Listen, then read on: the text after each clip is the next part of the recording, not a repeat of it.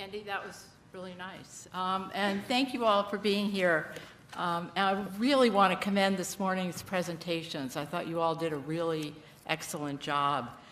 I'm now going to introduce the final speaker, Ralph Baric, who is a person I really admire at the school. He's one of the most accomplished and prolific scientists anywhere, and he's really brought tremendous creativity, persistence, and innovation to the study of viruses. I've had the opportunity to tour his lab and on a couple of occasions, and it's just really impressive to see the way he and his team work together. And I'll just highlight a few of the things that are on the slide so we can get on to Ralph. He's a professor of epidemiology in our school and microbiology and immunology in the School of Medicine. Like a number of the people who have spoken, you've crossed schools, and I think that's really important. His lab specializes in coronaviruses and emerging infections like Zika viruses. I'll just mention that the first time I was introduced to Ralph was at my first faculty meeting when I came to the School of Public Health after being at the NIH. And Bill Roper was dean at the time, and he talked about the fact that the NIH had just called Ralph and offered him a big grant to study SARS. And having just been at the NIH, I knew how unusual that was, that somebody got called and offered a large grant. And that told me a lot about Ralph, and I decided I wanted to meet him. And everything I've learned about him subsequently has shown how impressive he is, what a quick study, and the importance of the work that he does. So Ralph is going to talk about how bad it could be and what we can do about it. So Ralph, thank you so much.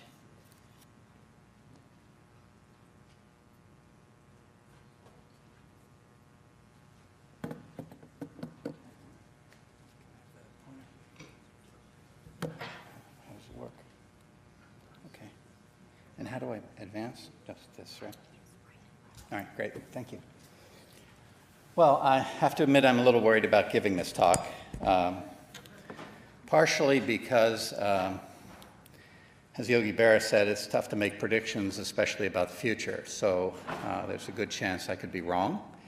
I study coronaviruses, noroviruses, flaviviruses, and do some influenza virus research, just to give you some background of what I do. The other reason that I'm a little bit worried is being labeled as a harbinger of doom. This is not me. I'm not one of the four horsemen of the apocalypse. And I want you to let you know that I'm really kind of a nice guy. So please come talk to me after this talk.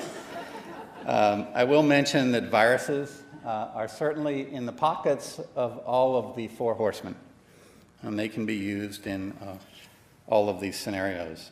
So I'd like to start off by taking a step back and talk about how infectious diseases ranks or stacks up against other natural disasters that in terms of frequency and relative risk.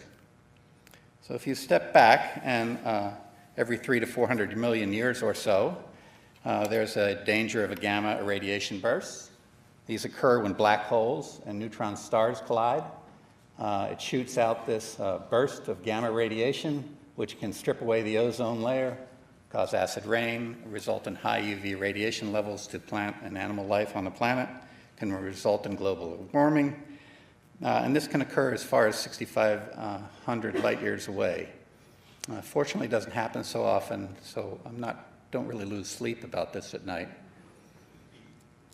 A little bit more likely to cause an issue is an asteroid strike. The Earth runs into about 3,700 to about 7,800 tons of debris as it flows through space. Occasionally, some of these are big rocks. When a really big rock hits the planet, this can result in an extinction level event, like what happened to the dinosaurs. The good news is that mammals became dominant, and so we are here today. Otherwise, we'd probably be lunch. The U.S. takes this threat fairly seriously, so NASA has a near-Earth object program that tracks satellites that are large enough to cause damage to the planet. The one problem that they face is they can only track them for about 100 years, and then the accuracy falls off. But fortunately, Bruce Willis from Armageddon is here. I just want to point out that he is also a Pennsgrove boy. We actually went to school together. It's a little town in New Jersey, 3,500 of us, a clear epicenter of planetary defense. So remember that, please.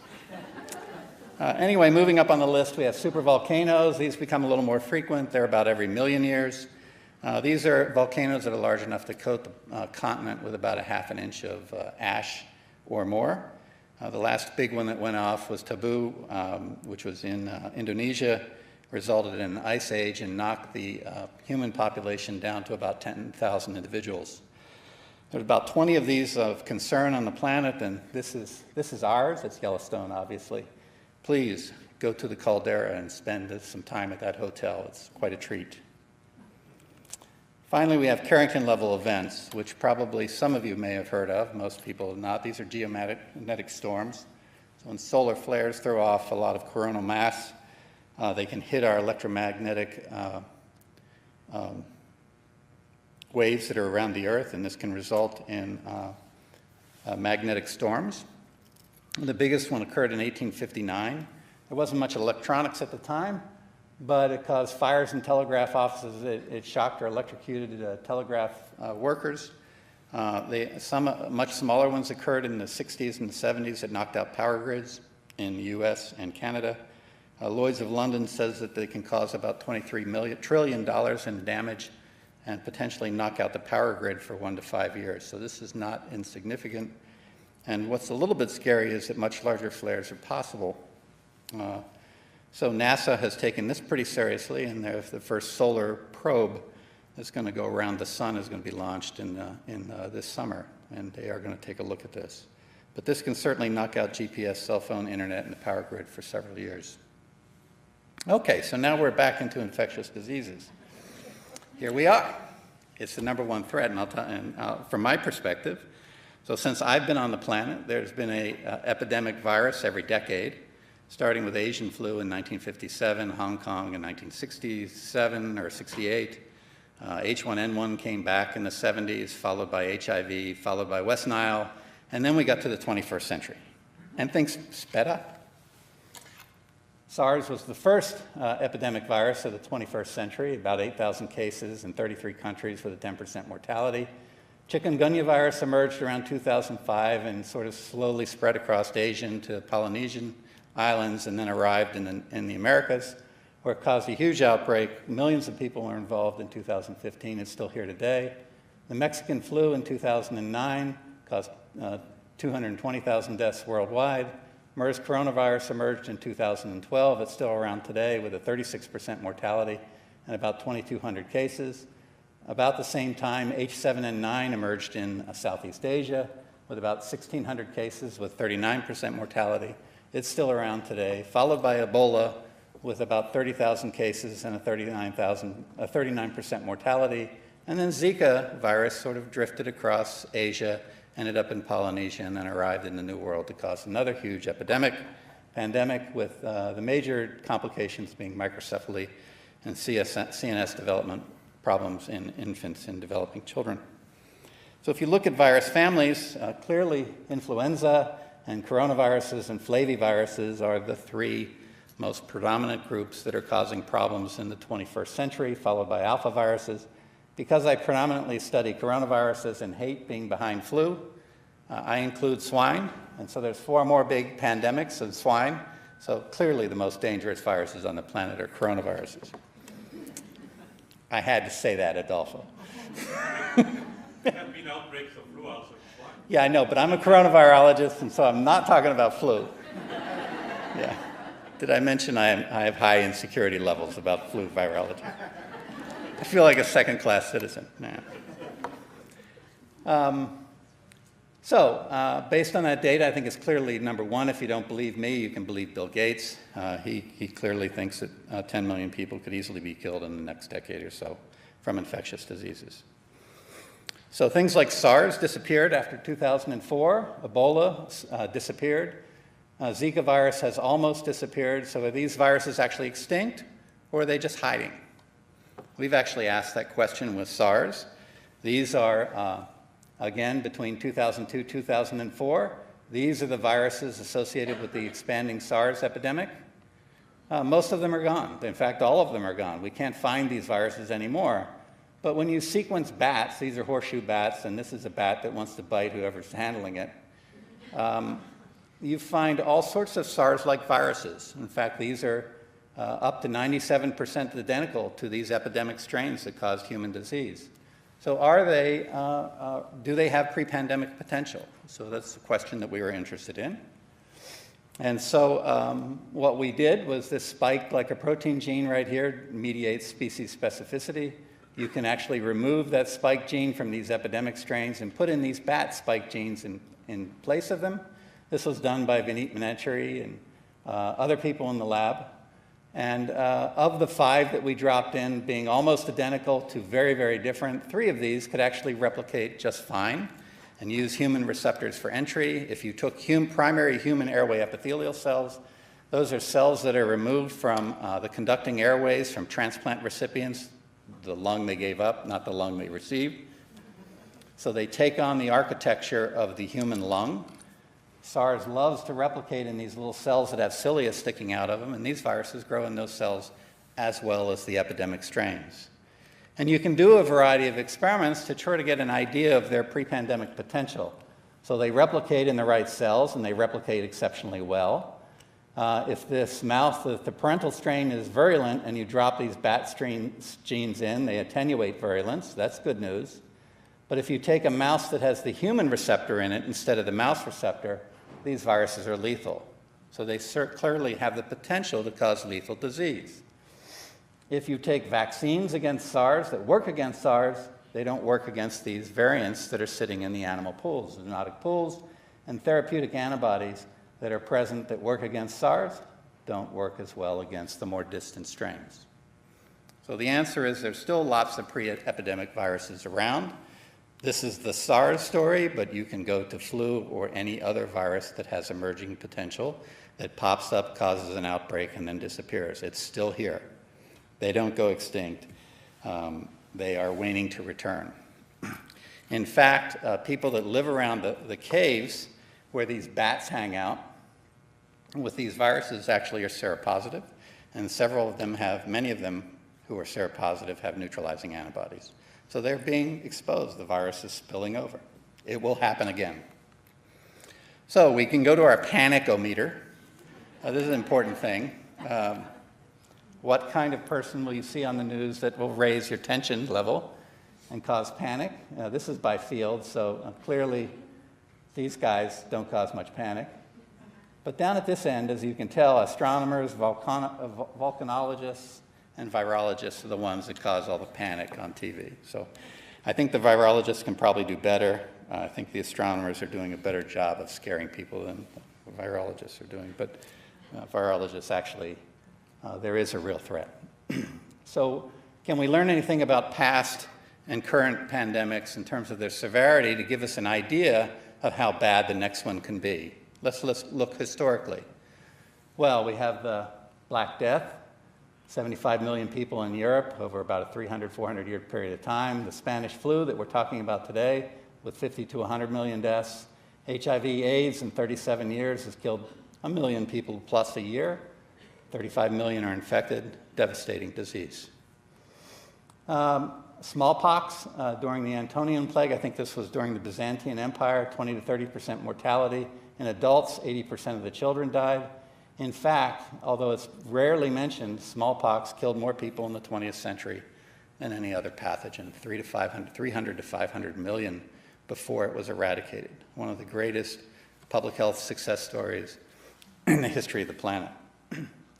TB, 1.3 to 1.7 million deaths per year. Asian flu, 2 million deaths. Typhus, this is right after World War I in Russia, 3 million deaths. This is just one example. There are more. You can go to malaria, which kills about 500,000 people per year. And then there's the gastrointestinal viruses. I usually try to show a video of Victoria Falls. Imagine the water flowing over that for 30 to 45 seconds, and you have an idea how much diarrhea is on the planet. Yeah, but this is a little squeamish before lunch. But in reality, 1 out of 9 children die from diarrheal disease, and this is a tragedy. When naive populations come into contact with new pathogens, the results can be devastating. In the New World, when Columbus and Cortez came, they brought smallpox, flu, and measles. For example, there were about 250,000 natives in Hispaniola when Columbus first arrived. Within about 50 years, 95% of them were dead.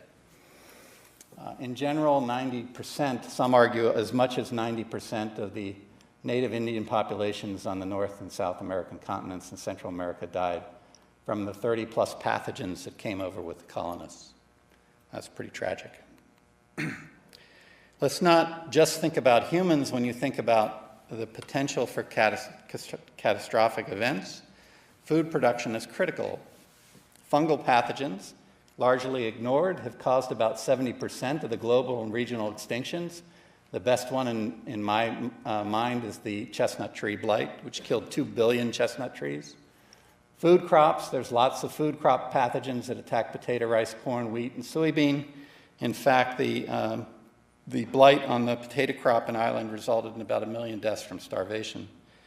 It's a little bit of a concern that this wheat stem rust superstrain called UG99, which emerged in Uganda, has been slowly making its way into the Middle East, approaching these big wheat growing areas. This strain will kill 80 to 100% of the 90% types of wheat that are grown on the planet.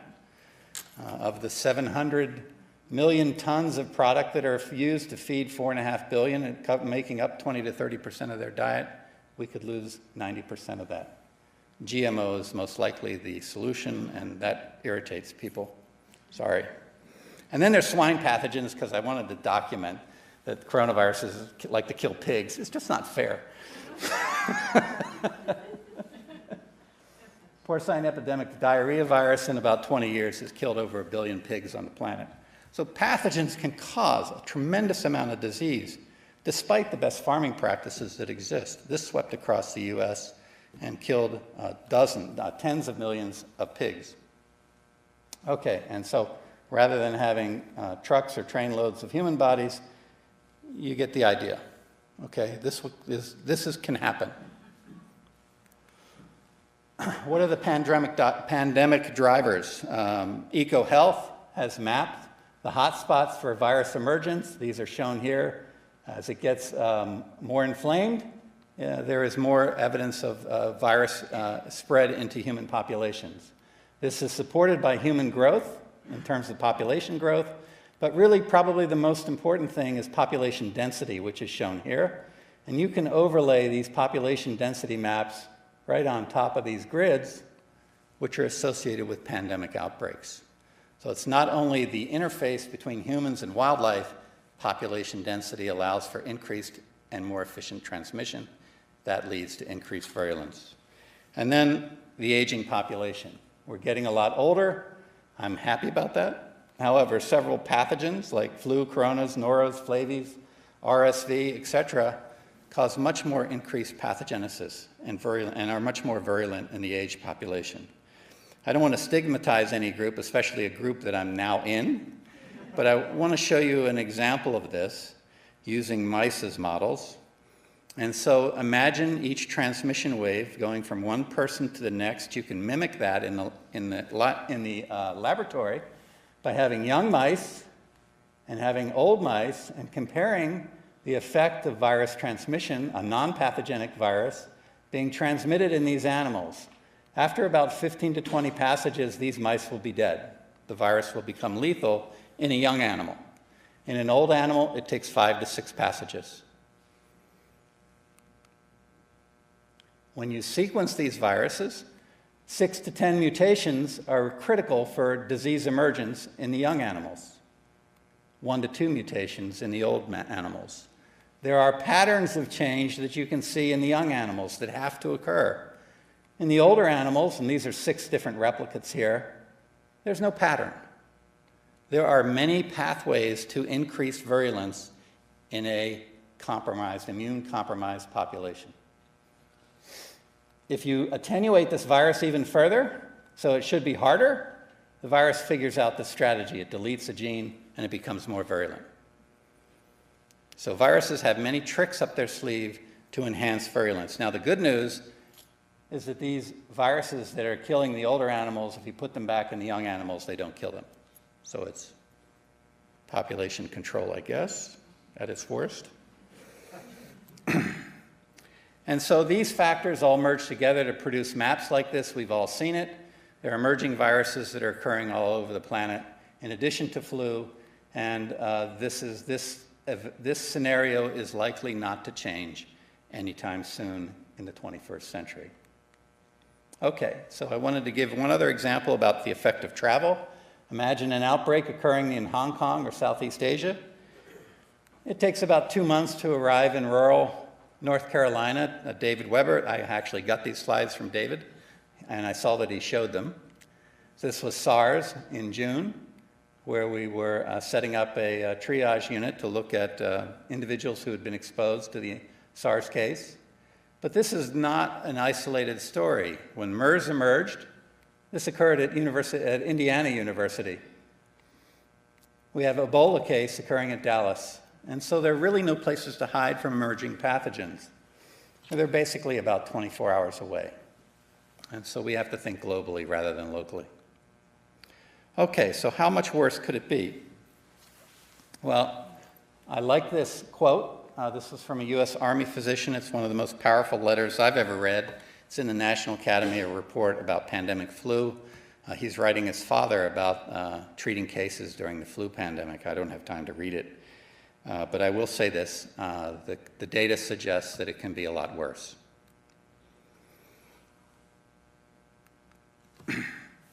So if you were going to pressure me to say which flu strain was the worst, and I wasn't allowed to say coronaviruses, my best guess would be an H2 virus or an H7 virus, or like H7N9. I'll talk about H2 first. H2 has been in the human population in 1859 and then again in 1957. It has caused high mortality rates. It disappeared in 1968. This is a hemagglutinin gene that can function well in humans. Anyone under the age of 51 has never seen it, so there's very little herd immunity. In essence, the same scenario now exists that existed in 1981 with H2 virus instead of H1 virus. If you're old, you're going to do well. If you're young, you're in trouble. So, yay for the age, people. Finally. However, H7N9 is a much different story. None of us have any pre-existing immunity. We are all at risk. And so what does the data suggest? Well, the numbers can be pretty horrifying in the absence of any intervention. So if you look at an attack rate during a flu pandemic, which ranges from about 20 to 38%, some people say 10%, others say 50%. That's sort of the range that can occur in terms of the attack rate. If you look at the mortality rate, 0.1 to 60%, this is generous in my opinion, but that's what has been reported in the literature, so you can use it as the top rate. And the reason I mention it's generous is because asymptomatic infections probably don't get calculated in this H5N1 mortality rate. And there's this other factor, which there is an inverse relationship in general between transmission efficiency and virulence. In other words, if you have someone who's infected and dies quickly, they don't transmit. Having said that, HIV figured out a way around that, didn't it? It kills slowly, allowing for a longer transmission window.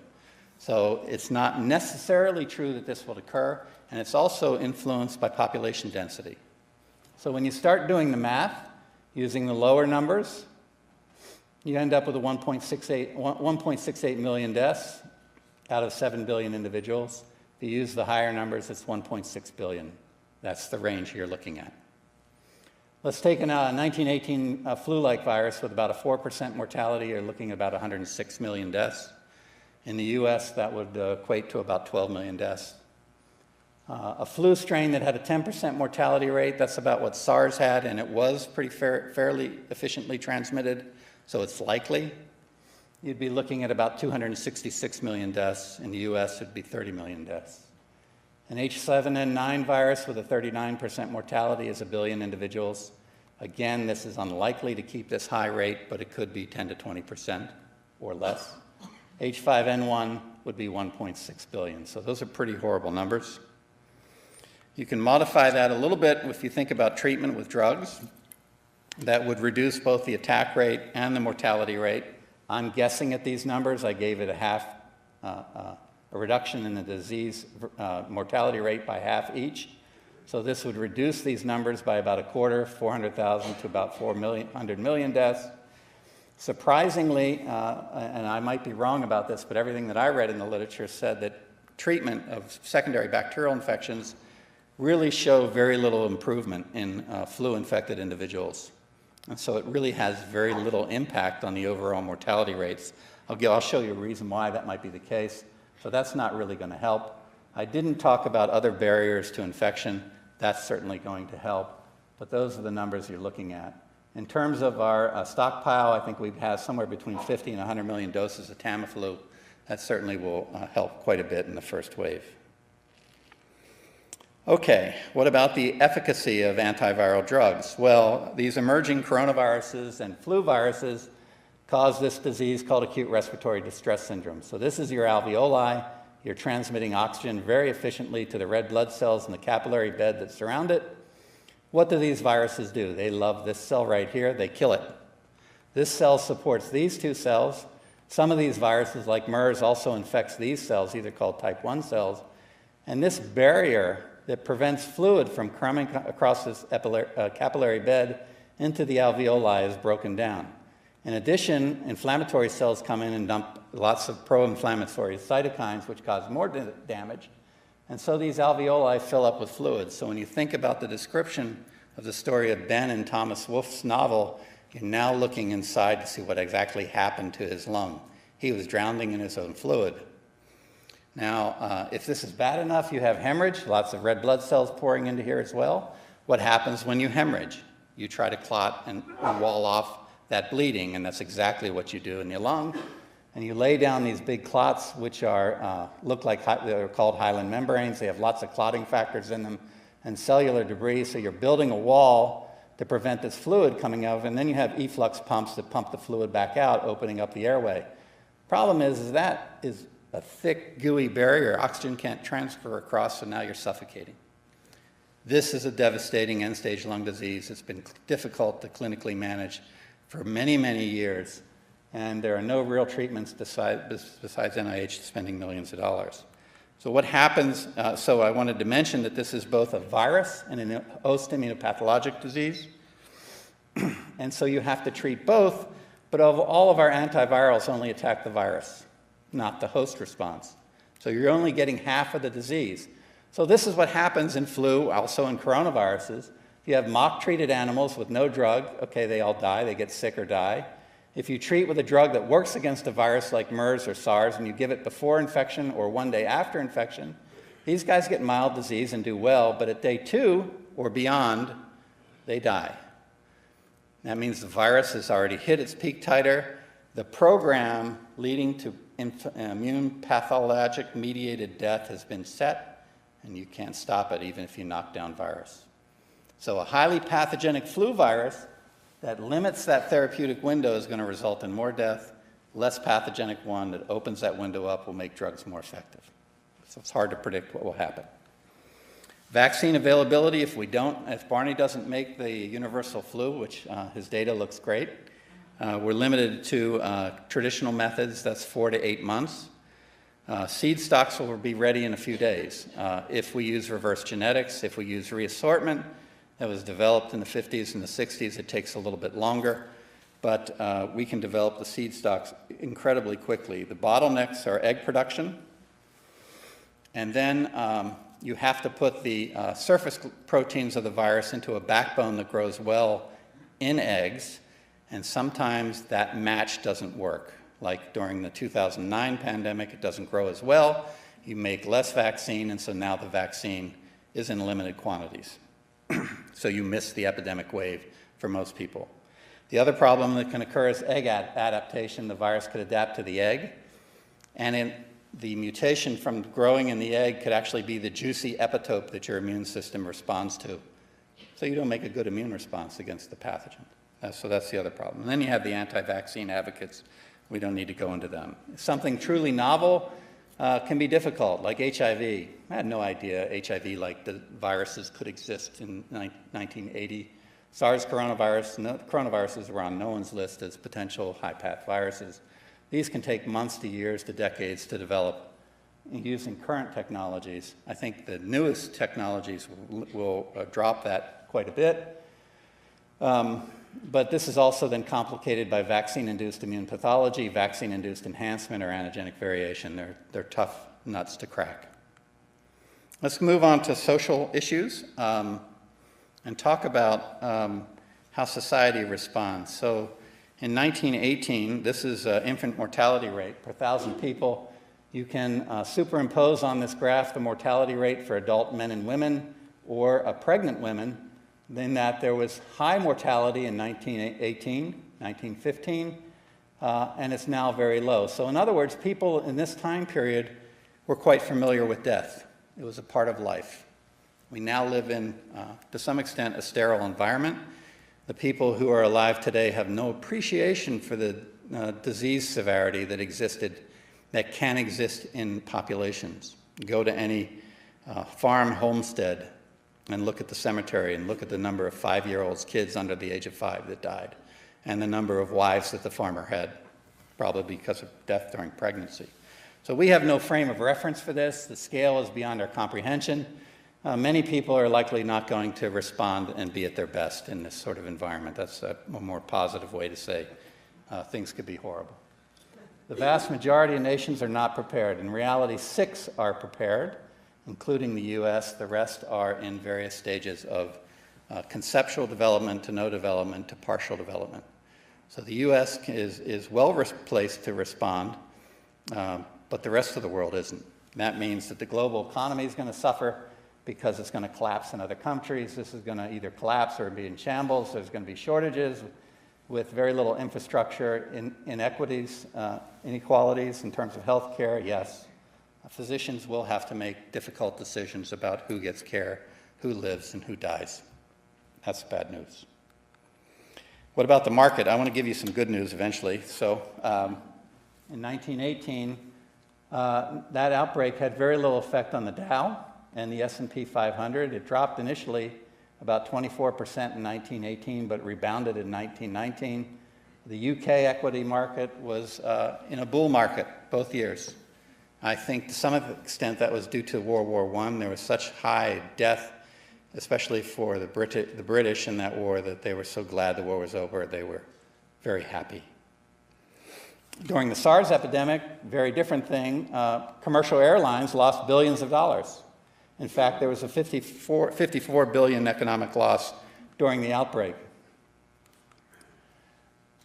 Oh, yes, there it is. During the Ebola outbreak, there was about an 8 to 10% drop in the market. It then quickly recovered. I wanted to give you good news. There are winners out there, right? So if you're looking at, if you want to be prepared and make money in the next pandemic, if that's what you want to do, buy stock in hazmat suit makers and protective clothing, or companies that make antiviral drugs for that particular pandemic. You'll probably do pretty well. There are actually mutual funds for pandemic preparedness. You can bet on anything in this country. Some products do well. 1918, including masks, same thing today. Pandemics really are times of opportunity, and I like George R.R. Martin's quote of chaos is a ladder. There's an opportunity for people to have political gain, financial gain, and personal gain during times of social upheaval. And that will probably occur. There will be misleading stories on social media, miracle cures that will be touted, conspiracy theories. One thing that is kind of new, you could probably buy and order your own vaccine on the internet for about $200 now. So you can buy your own vaccine and probably vaccinate yourself.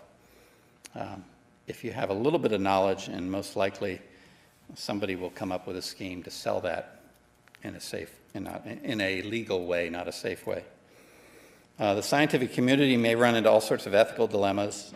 At UNC, there's at least a dozen faculty who can have experimental vaccines ready within 2 weeks. There's other groups that will be able to test drugs for ability to inhibit virus replication in cell culture that will be done within a month, and those will get published. There'll be lots of hype, there'll be news reports. None of it's FDA approved, none of it's truly safe, but if you're dealing with a 10 to 20% mortality rate, people are going to want to take it. And that leaves all kinds of ethical dilemmas around the concept of what would you do to protect those who you love. And also universities may get hounded with riots in terms of hoarding drugs and vaccines that could protect the public. So what can we do? These have been covered in this session. Leaders and health professionals have to retain their credibility, speak in a unified voice, and tell the truth. This is absolutely essential. Uncertainty will lead the public to look for an answer, and there will be plenty of people out there willing to provide answers that will be for their own gain. We live in an interconnected world. This is not a local problem. It's a global problem. We can't ignore the rest of the world. We have to think about poverty, public health, infrastructure, and trying to help up those who are not as well off as we are.